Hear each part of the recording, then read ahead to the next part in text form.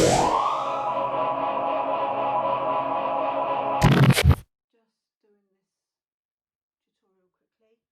I've just done my hair in terms kind of 1940s style, and I'm gonna do a quick makeup. I used the Max Factor, just put it on the face, rubbed it in, didn't use a foundation brush. They didn't in the 1940s. Did a eyeshadow using this palette. I just used from the Revolution Reloaded palette. I used this this colour in the corner. I just put that all over the eye. I then took a brush and I just went like that in the eye with that. I didn't have any Vaseline, that's what they used to use in those days, so I used a bit of Paradise, L'Oreal Paradise mascara, just to give my eyebrows a little bit done. I put some lipstick and I used an eyeliner. I used Revolution, this gold one. I just took it and just went in the corner along, and then I used a lip pencil, which was this one, Maybelline, and I just went out like that, round. I put this side of this is I think this is L'Oreal 24. Put this on, round, left it to dry. Then when it dried, I used the NYX Powder Puff in this colour. Let that dry, and then put the white of this on the top so that it stays. Okay. Oh, drop that. Never mind. Pick up in a minute. So I'm onto my story. I've got this little makeup bag. It's gold. It looks really like the right thing to be wearing with this.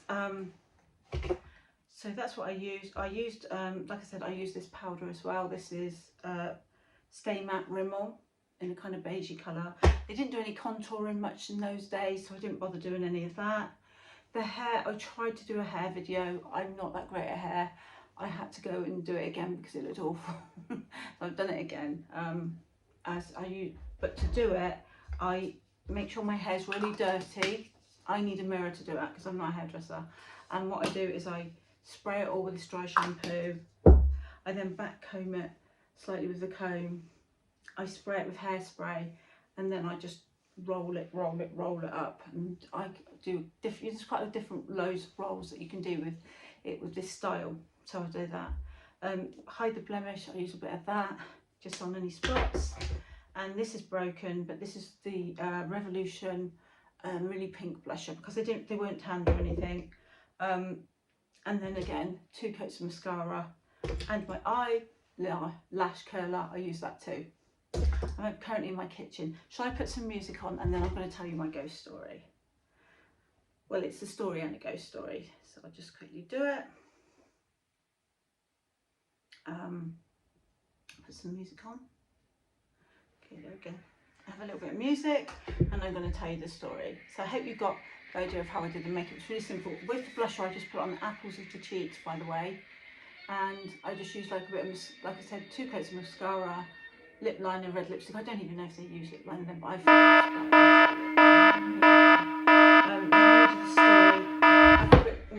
written it down. So, right, I'm going to say it as I'm doing it. Anyway, Happy New Year to everyone. I hope it gets better. It can't get any worse, can it? Well, it can. But anyway, so the story is about the Bethnal Green tube disaster. Okay, I found this story really fascinating. Obviously, we're not living our normal lives, so I've been kind of trying to take my mind off things sometimes by looking at some sort of history, ghost stories, that sort of thing, because I like that stuff. So on the 3rd of March 1943, 173 people, mainly mothers and children, were killed in a crash. It is believed to be the largest loss of civilian life during the Second World War. This song is Lena Horne, Stormy Weather from 1943. So they probably maybe were listening to this at the time. I like Lena Horne because at that time black people were treated really badly, and she started her life at the Cotton Club where they had black singers but they didn't treat them very well, but she was kind of a bit of an activist, and she said she wouldn't perform in front of the German prisoners of war because and the Americans, because the black Americans were behind the German prisoners of war, so they had to change that for her, which is only right and only fair. So I think she made a lot of inroads for black people, and she was absolutely beautiful, absolutely stunning, with an amazing voice as well, as you can hear. It's an amazing woman. Anyway, back to this. So as I was saying, it's believed to be the largest loss of civilian life during the Second World War. An air raid warning sounded and the locals ran for cover at Bethnal Green tube station. Confused and panicked, that's when the disaster would ensue, because basically a Bethnal Green tube station was where they were told to go if they heard the air sirens. They went into Bethnal Green tube station. Okay, so an air raid warning sounded and they thought, oh, we've got to go to Bethnal Green, you know. So 1,500 of them ran towards there. Anyway, a lady called Joan Martin was a newly qualified consultant doctor at the time. She'd only been, for 1 year she'd been qualified. She had to lead the team because the consultant never turned up. So she led the team treating the casualties at the Queen Elizabeth Hospital for children. But like many individuals at the time, she was told never to speak of what happened that night, because it would look bad on the British government and it would be harmful of damaging the public morale. So it's always gone on, you know, with government intervening so that people, you know, don't make them look bad, because this really was a massive mistake on their part, as you will see as I continue the story. She carried, so she got all the, she was told that there was going to be 30 people that had fainted. Joan was told 30 had fainted. She was still waiting for the consultant. They were all getting the beds ready, waiting for these people to come. So it was 8:45 on the 3rd of March 1943. The hospital received a call to say to expect 30 people that had fainted. So she was thinking she just had 30 people fainted at first from a tube shower. So, but the first person that arrived was mauve in colour and wet. Reason being because they pulled the bodies from the shelter and dumped them on the pavement and threw water on them. They were mauve because they were asphyxiated. They continued until 11 o'clock, at least 30 bodies, mostly women and children, mostly dead.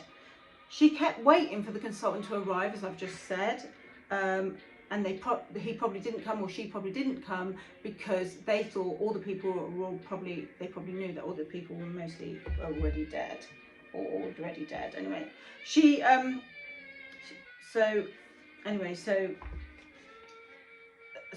where am I? Sorry, excuse me, I do apologise. So what happened was, so obviously I told you that it was regularly used for, as an air shelter. So when the bombs came, they were expecting to go there. Getting on to the next bit. So when the German bombing raids, when the sirens began, so they all ran to it. At 2017, on the 3rd of March 1943, they heard aircraft guns, right? But what they were, so they thought, basically, they thought the Germans were bombing. And so they went to, but what it really was roars from new anti-aircraft that had been deployed at the nearby Victoria Park.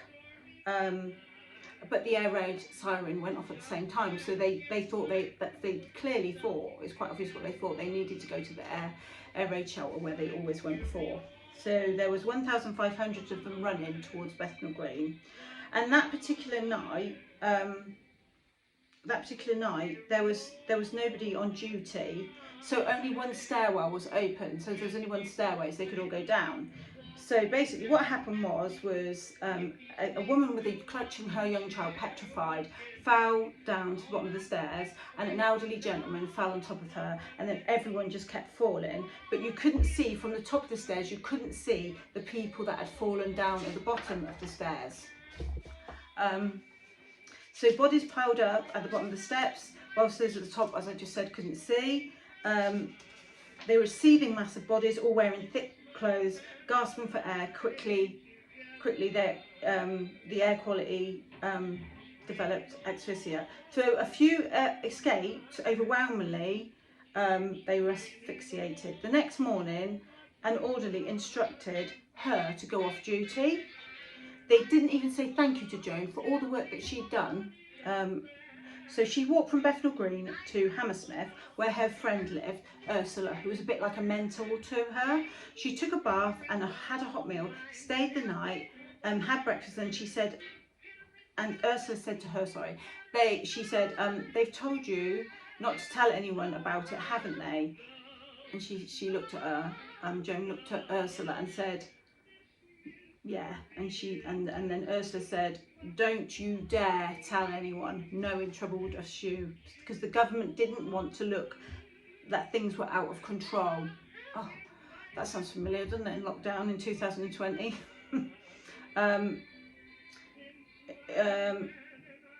The two medical students that worked with her that night were told not to come back to the hospital, and she never saw them again.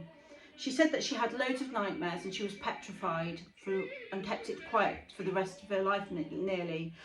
When she got older, she was looking after a disabled man, and he talked about the Bethnal Green disaster, and then she shocked the hell out of him by telling him she was actually there and worked on it. And he was like, oh, like quite surprised that that she was there. He was quite shocked and everything. So this terrible tragic disaster has left its mark on many people, but he also told her, which was something nice, he told her that they had a memorial for all the victims that had died, so she was able to go on that, which was really nice for her.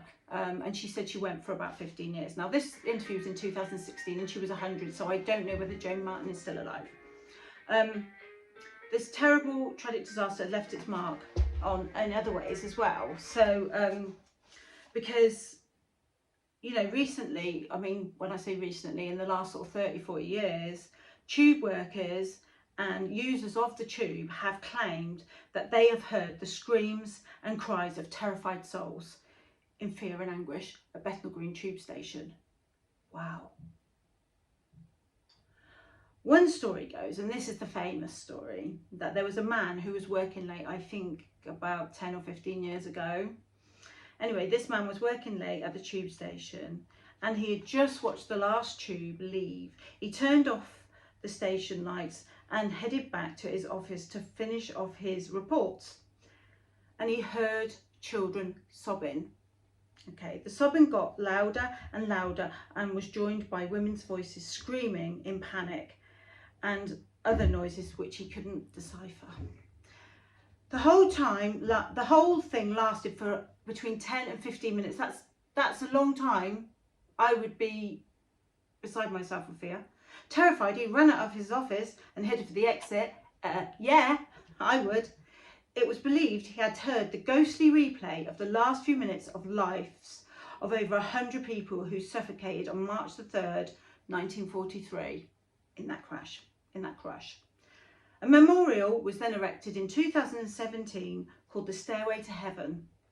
The ceremony to unveil it was attended by the relatives and the survivors of the tragedy. When the sun hits the holes in the stairway memorial, there are 173 holes, and it's all like sparkly and everything. And one survivor said it was a sight to behold, which I think is a nice ending, and I think they should have had a memorial, and I'm glad they've got one. And it must have been really scary, but I think it's a story that needs to be told, and I'm not surprised there's any ghosts there either.